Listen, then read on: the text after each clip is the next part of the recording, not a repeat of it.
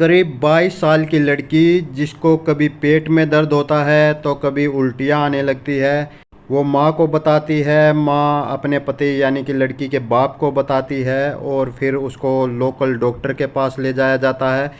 Local doctor लड़की को दवाई देता है, लड़की दवाई खाती है, कुछ देर आराम रहता है, कुछ देर के बाद फिर से दर्द शुरू हो जाता है, उल्टियाँ शुरू हो जाती है।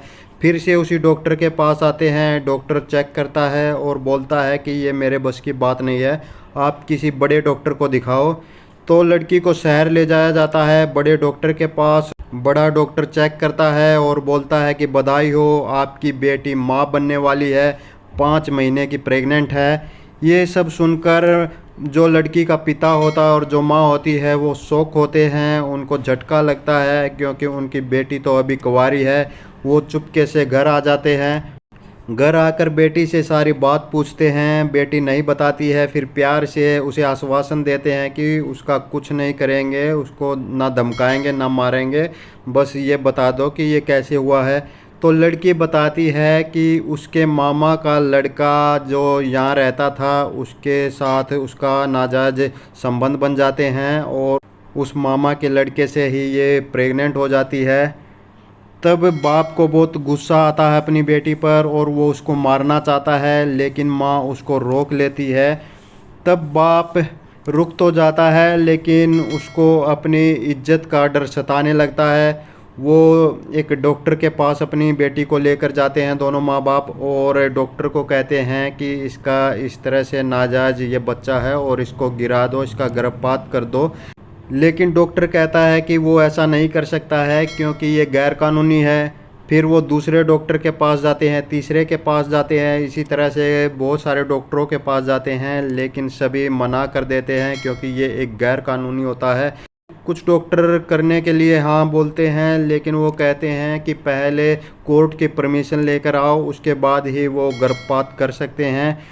तो ना तो वो माँ बाप कोर्ट की इजाज़त लेकर आते हैं, फिर भी वो डॉक्टरों के चक्कर काटते रहते हैं। तो अब तो डॉक्टर ये कहने लग जाते हैं कि समय बहुत ज़्यादा गुजर गया है, अब अगर उन्होंने गर्भपात करने की कोशिश की तो लड़की की भी जान को खतरा हो सकता है और ऊपर से ये गैर कानूनी काम है, तो वो साफ मना कर देते हैं।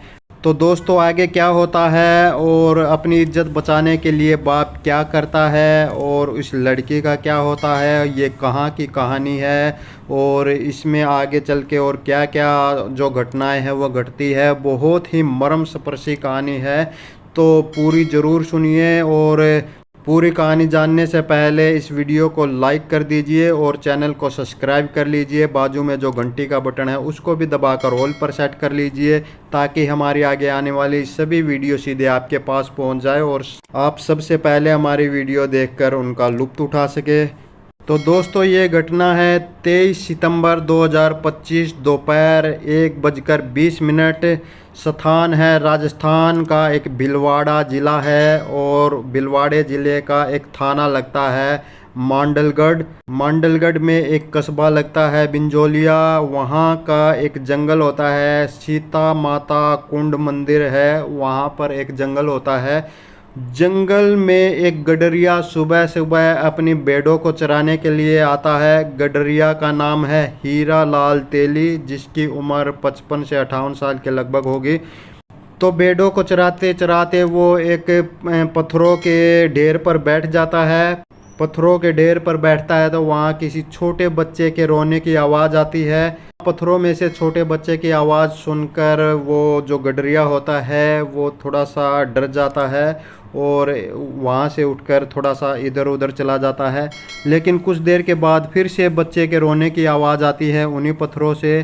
तो अब थोड़ा सा साहस करके वो गडरिया उन पत्थरों को एक तरफ करके देखता है तो वहाँ एक छोटा सा बच्चा होता है जो कि तकरीबन 15 से 20 दिन का मुश्किल से होगा और वो रो रहा था, खुलकर भी रो नहीं पा रहा था, ऐसा कुछ लग रहा था।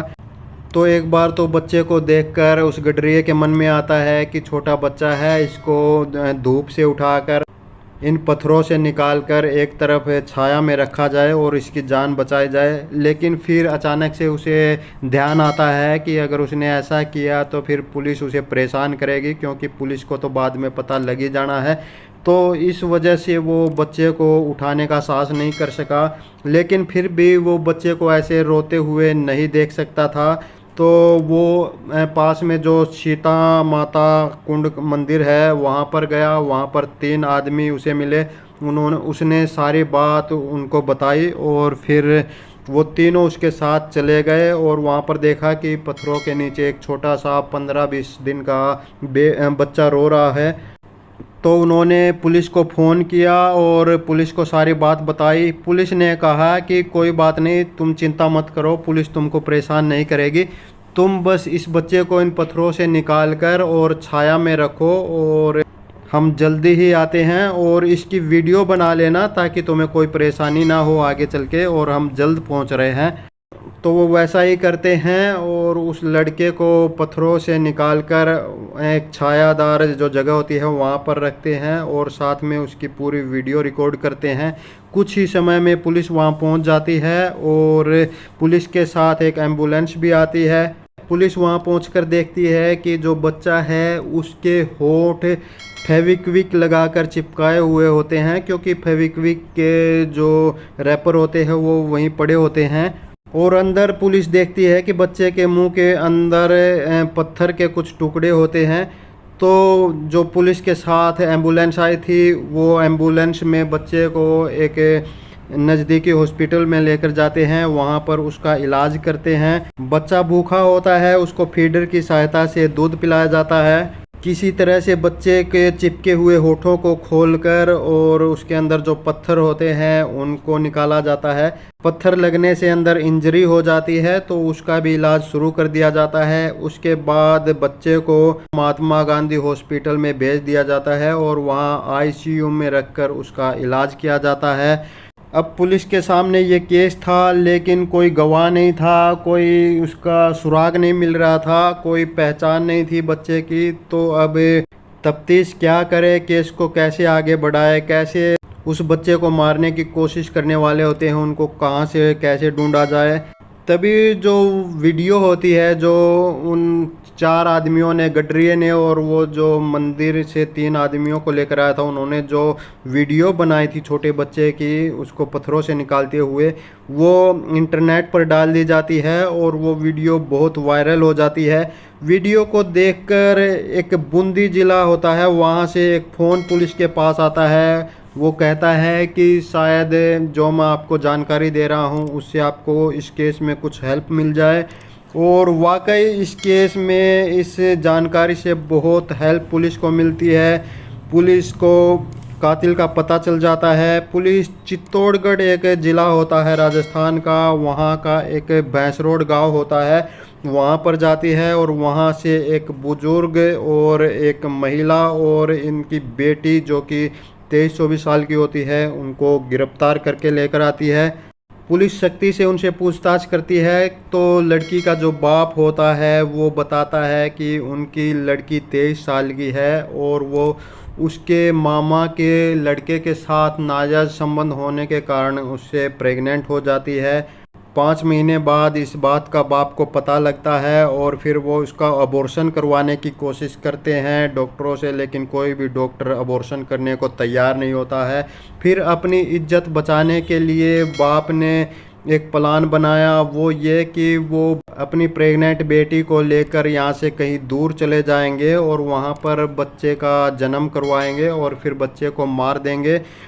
तो इसी प्लान के साथ यहाँ से 120 किलोमीटर दूर एक बूंदी ज़िला होता है। बूंदी ज़िले का एक गांव होता है सक्करगढ़, वहाँ के एक खेतों में एक किसान का घर होता है।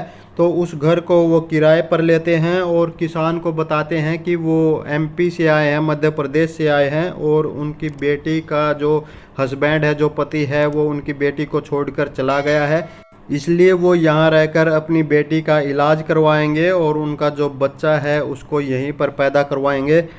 तो वहाँ एक किराए के मकान में रहने लगते हैं। कुछ महीनों के बाद लड़की को हॉस्पिटल ले जाया जाता है, उसका डिलीवरी का समय आ जाता है और डिलीवरी के बाद वो एक स्वस्थ बच्चे को जन्म देती है। बच्चा बहुत ही क्यूट होता है, बहुत ही सुंदर होता है तो उस लड़के को देखकर जो नाना होता है उसको मारने की जो वो प्लान बना के आया था वो बदल जाता है, उसका मूड बदल जाता है और फिर वो उसको मारने की बात कैंसिल कर देता है और उसको बेचने की कोशिश करता है। वो वहाँ हॉस्पिटल में बहुत सारे लोगों से बात करता है कि हमारा ये अभी अभी बच्चा पैदा हुआ है और इसको बेचना चाहते हैं, लेकिन कोई भी बच्चे को खरीदने के लिए तैयार नहीं होता है। और फिर चिढ़ते हुए नाना अपनी इज्जत बचाने के लिए उस लड़के को मारने के लिए फिर से मजबूर हो जाता है। तो इस प्लान के अनुसार वो भीलवाड़ा ज़िले के जो कस्बा होता है बिजोलिया और वहाँ पर जो सीता माता कुंड मंदिर होता है उसके थोड़ा आगे चल के एक जंगल होता है, उस जंगल में बच्चे को लेकर आता है। और जो उसकी माँ होती है यानी कि लड़की की जो माँ होती है, बच्चे की जो नानी होती है, वो वहीं मंदिर के पास उसको छोड़ दिया जाता है। और लड़की का बाप और लड़की अपने नाती को लेकर जंगल में आते हैं उसको मारने के लिए।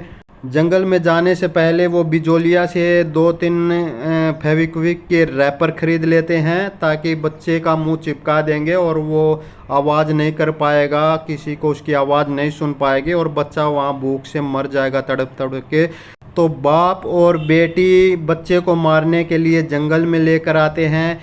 बच्चे के मुंह में बाप एक पत्थर का टुकड़ा रख देता है यानी कि बच्चे का नाना, और फिर उसके होठों पर फेविक्विक लगाकर उसके होठों को चिपका देता है ताकि बच्चा शोर न कर सके, बच्चे की आवाज़ कोई सुन न सके और बच्चा भूख से तड़प तड़प कर मर जाए। और फिर उस बच्चे के ऊपर बहुत सारे पत्थर ढककर उसको वहाँ छोड़कर दोनों बाप बेटी वहाँ से आ जाते हैं। तो ये थी पूरी कहानी जो उस बाप ने और बेटी ने पुलिस को बताई। पुलिस के जो एएसआई होते हैं रामलाल मीणा, उन्होंने कहा कि इस बाप और बेटी को गिरफ्तार कर लिया गया है, माँ का इतना रोल नहीं होता है इसलिए उसे छोड़ दिया गया है। और इस बाप और बेटी पर संबंधित धाराओं में मुकदमा दर्ज करके इनको पहले कोर्ट में पेश किया गया और कोर्ट से सीधा इनको जेल भेज दिया गया है।